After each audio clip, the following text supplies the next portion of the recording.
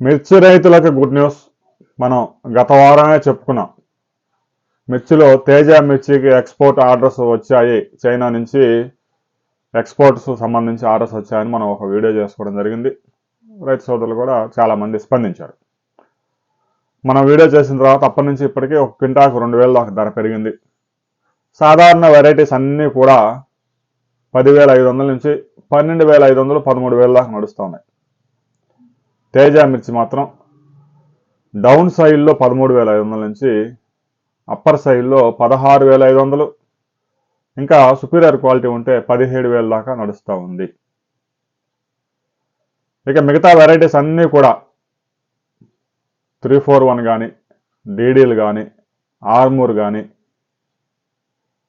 బుల్లెట్లు కానీ, రోమీలు కానీ ఇవన్నీ 11,000, 11,500, 12,000, 12,500, 13,000 ఈ ప్రైస్లోనే నడుస్తున్నాయి. వీటికైతే ఆర్డర్స్ లేవు. మిర్చికి మాత్రమే చైనాకి ఎక్స్పోర్ట్ అవుతూ ఉన్నాయి. తేజ మిర్చికి అవి ధరలు ఇంకా కొంచెం పెరిగే అవకాశాలు కూడా స్పష్టంగా కనిపిస్తూ ఉన్నాయి రాబోయే రోజుల్లో. ఇక తాలు వెరైటీస్ మనం పరిశీలించినట్లయితే ఒక తేజ తాలు అయితే ఒక 7,000 దాకా కొనుగోలు చేస్తూ ఉన్నారు.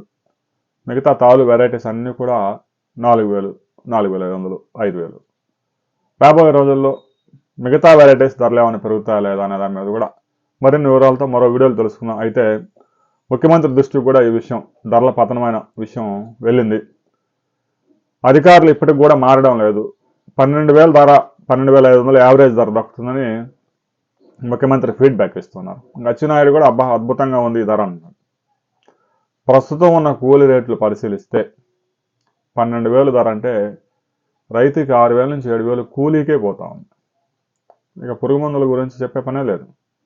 నల్ల తామర, జమిని వైరస్లు, బొబ్బర్లు వీటిని అదుపు చేసేందుకు ప్రతి రోజు మార్చి రోజు పురుగు మందులు పిచికారి చేయాల్సి వస్తుంది.